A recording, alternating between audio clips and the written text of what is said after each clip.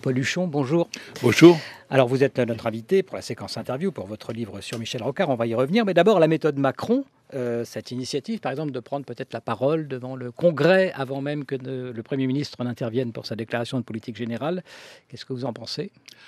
D'abord, c'est ce qu'il avait promis. Deuxièmement, il s'est quand même passé quelque chose en France. Il y a quand même eu un véritable tsunami électoral.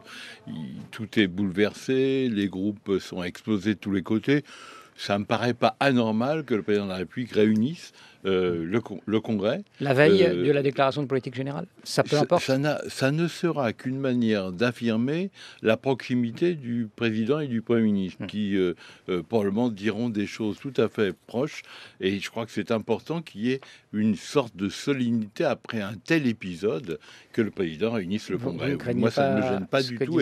Et ceux qui disent que c'est une humiliation pour le Premier ministre, ils n'ont aucune idée de ce que c'est qu'un Premier ministre, parce que moi, j'ai travaillé avec Michel Rocard pendant 3 ans. Et je peux il faut dire qu'il n'a pas été non plus très bien traité par oui, mais François Mitterrand. il a gouverné, il a pu gouverner. Et il n'est pas anormal que le président, qui est l'homme élu par tous les Français, ait quelques possibilités de s'adresser à la nation. Retour vers l'invité de la séquence interview, Jean-Paul Huchon, auteur donc d'un livre intitulé « C'était Rocard » aux éditions de l'Archipel. Alors c'est Emmanuel Macron lui-même qui a rédigé la préface de votre livre. C'est quand même un beau coup éditorial, hein. Mais on dit qu'il l'a écrite, cette préface, la nuit même de son élection. On a un peu du mal à y croire, mais vous avez des preuves. En tout cas, dans la journée de l'élection, puisque le soir même, lorsque je le retrouve au QG, après la magnifique cérémonie du carrousel, il vient vers moi au milieu de la foule et il me dit « J'ai terminé ta préface ». Et donc, et devant témoin. Donc, il l'a vraiment rédigé là. Et c'est d'ailleurs magnifique parce qu'il l'a rédigé de sa plume à lui et de manière très originale. Qu'est-ce que ça dit du personnage finalement, cette façon de faire ? Ça dit que c'est un homme qui a une puissance de travail formidable et surtout comment dirais-je, une capacité à empathie vers les autres et en particulier avec des hommes qui ont compté pour lui comme Rocard, tout à fait remarquable. Oui. Alors, donc, préface d'Emmanuel Macron. Le nouveau président parle des 3 enseignements de l'héritage de Michel Rocard. Alors, je les cite. Le premier, c'est que la pensée doit toujours précéder l'action. Le deuxième, c'est l'efficacité. Et le troisième, la confiance. Alors, la pensée doit toujours précéder l'action. Et en même temps, j'allais dire, cette pensée doit être efficace. Comment on arrive à penser et que l'action qui suit cette pensée soit efficace? Écoutez, moi j'ai beaucoup travaillé avec Michel et il avait l'habitude de nous adresser presque tous les week-ends de grandes notes dans lesquelles il réfléchissait sur un sujet majeur. La rentrée scolaire, les difficultés du déficit de la sécurité sociale, dans lequel il disait ça c'est un truc qui peut renverser n'importe quel gouvernement, l'avenir des retraites, etc. Et il était constamment en train de réfléchir et d'écrire. C'est-à-dire qu'il avait cette capacité qu'ont eu très très peu de premiers ministres et très peu d'hommes politiques à penser son action avant de la mettre en œuvre.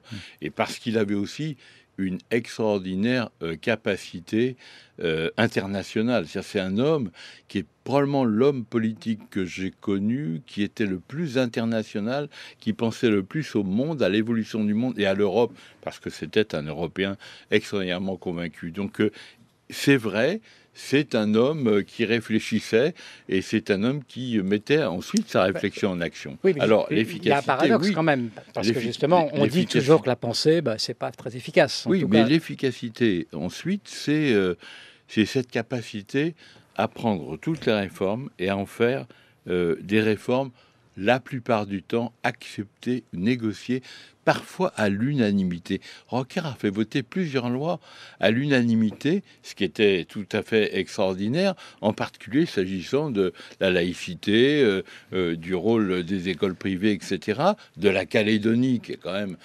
Il a mis fin à une guerre, et parce qu'il a réussi à obtenir la confiance de ces hommes qui se battaient encore la veille. Donc il avait je pense que c'est le plus grand réformateur en tant que Premier ministre, c'est sûr, même en tant qu'homme politique, car si on fait le le décompte de toutes les réformes qu'il a faites, il y en a beaucoup qui ont marqué notre pays pour longtemps, par exemple la CSG. Oui. Alors, est-ce que Emmanuel Macron est rocardien, vous diriez, dans sa démarche politique, complètement, après nous avoir dit ça? On a l'impression que vous diriez oui, mais bon. D'abord, il y a une filiation manifeste rocardienne chez Macron. Macron était... Bon, il a fait cette préface déjà. Rocard, il a passé du temps avec lui.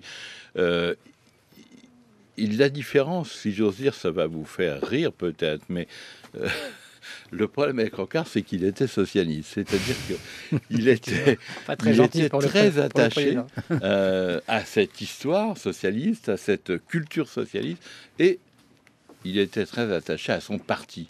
Ça l'a perdu. Parce que, alors Macron, il est quoi, son parti ne l'aimait pas beaucoup. Il est quoi, Macron, alors, s'il n'est pas socialiste? Comment vous le qualifieriez? Macron, c'est un homme qui a anticipé la possibilité de faire travailler ensemble des gens des camps de gauche comme de droite, et à rompre un petit peu avec les frontières habituelles de la politique qui nous paralyse depuis si longtemps. Donc il a été au-delà. Pour moi, Macron, c'est quand même un homme de gauche centriste, ou un centriste de gauche, évidemment. Et d'ailleurs, quand on regarde les élus macronistes, c'est vrai qu'il y en a quand même une majorité qui viennent du Parti socialiste. Et la différence, c'est quand même aussi l'efficacité, parce que finalement, est-ce que Michel Rocard n'a pas manqué d'efficacité quant à sa carrière, au bon sens du terme, politique? Oui, mais le problème, il a raté la dernière marche. Je suis d'accord avec vous, mais le problème, c'est qu'il a gagné intellectuellement. Sa doctrine est devenue la doctrine des socialistes. Mais il a perdu dans le pouvoir. Pourquoi? Parce que c'était pas un type qui voulait le pouvoir pour le pouvoir. C'était quelqu'un qui voulait avant tout prendre les problèmes et les résoudre. Est-ce qu'on ne veut pas, quand on ne veut pas le pouvoir pour le pouvoir, est-ce qu'on peut être élu président de la République? Écoutez, je crois que s'il n'avait pas eu en face de lui un géant quand même de la politique, avec toutes ses caractéristiques, tous ses défauts et aussi ses qualités comme Mitterrand, il aurait été président de la République. Il en avait en tout cas non seulement les capacités, la loyauté, la droiture, le respect des autres. Il était assez proche de ce que nous offre aujourd'hui le président de la République. Maintenant, on va voir comment il se débrouille. C'était Rocard, donc on a compris, préface d'Emmanuel Macron, mais à l'intérieur, Jean-Paul Huchon qui nous raconte finalement tous les aspects de sa vie, depuis sa vie privée. De restituer un peu d'humanité, parce que au fond, pour tout le monde, Rocard, c'était un type qui parlait très compliqué, intellectuel, etc. Mais c'était aussi un homme qui avait ses douleurs, ses difficultés, une enfance très malheureuse, et qui explique beaucoup de choses, notamment son rapport avec Mitterrand. Voilà, Jean-Paul Huchon, c'est pas que de la politique, c'était Rocard, préface d'Emmanuel Macron aux éditions de l'Archipel.